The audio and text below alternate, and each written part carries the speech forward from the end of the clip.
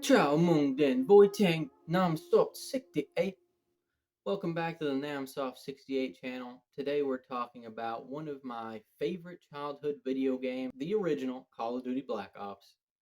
We're specifically talking about the mission SOG, which takes place at the beginning of the Battle of Khe Sanh on January 21st, 1968. The real Battle of Khe Sanh lasted almost 80 days, starting on January 21st, 1968, and officially ending on July 9th, 1968.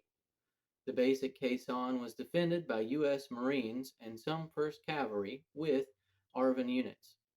The base was attacked by a force of PAVN and VC with support from Communist Laos. Disclaimer: I think Black Ops is super important as an introduction to Vietnam history for some, but we've got to take everything with a grain of salt because, after all, it is a video game, it is for entertainment. So let's get into this video.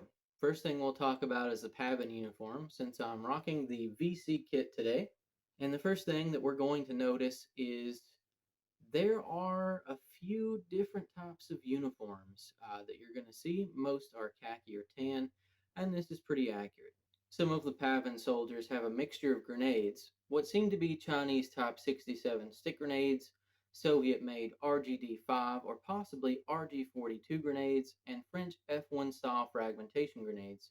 All of these are quite accurate for the time period. Also notice the mixture of Type 53, Type 56 rifle, and Type 56 automatic rifle chest rigs, which are both accurate for PAVN soldiers, along with some captured U.S. bandoliers. The disappointing point is how many of the PAVN forces are using AK-47s. It's far more likely that they would have had AKMs, SKSs, Maz Nagants, possibly even PPSH-41s, but also the Chinese copies of all the aforementioned. I also don't understand why some of them are outfitted with camouflage rings but have no foliage in them. That doesn't make a lot of sense. Now that we're back in GI uniform, let's talk about the Marines. So, first thing I notice is the Mitchell pattern helmet covers. They actually look pretty decent compared to other video games, so I have to give them that. But the Marines were not officially issued helmet bands until late 1968. A lot of the Marines would have used cut tire inner tubes or just went without it. I'm also seeing a mixture of lightweight and what seems to be tropical rucksacks. The Marines were issued Korean War leftover M41 field packs up until 1966, so this is pretty accurate too. That being said, I'm not sure why some of the Marines are only carrying the lightweight rucksack frame with no bag or radio, and why does that guy have a PRC-25 accessory pouch on his ARVN pack, but no radio? I don't get that either. Then there's this weird jacket design that doesn't really match anything. It sort of reminds me of an M65 jacket, but with raid mod sleeve pockets. This isn't out of the realm of historical accuracy, but it wouldn't have been something a normal soldier would wear. It's kind of a special forces modification, and you definitely wouldn't see it on an average soldier's uniform.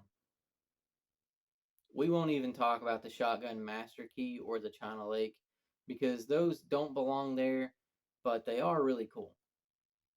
I do want to talk about the M14 that this guy's holding because it's actually the M14E2 or M14A1. It's a pretty rare variant of the M14 that has a bizarre stock and is select fire. Less than 10,000 were produced and they quickly became outdated with the Marine Corps adopting the M16. The last thing that I'm going to talk about is the use of FUGAS for base defense. FUGAS was a static napalm-based explosive that was directional and used as a last-ditch effort to prevent the base from being overran. The takeaway from today's video is that Black Ops is a piece of media intended for entertainment, and it's possibly the best Call of Duty game ever made. Is it a totally accurate piece of historical media? No, but that's totally fine. I'll likely be covering more of these videos on the topic of historical appreciation and inaccuracies in popular media, so stick around for more if you'd like to learn. Thanks for watching today's video, and I'll see you around next time on the Namsoft 68 channel.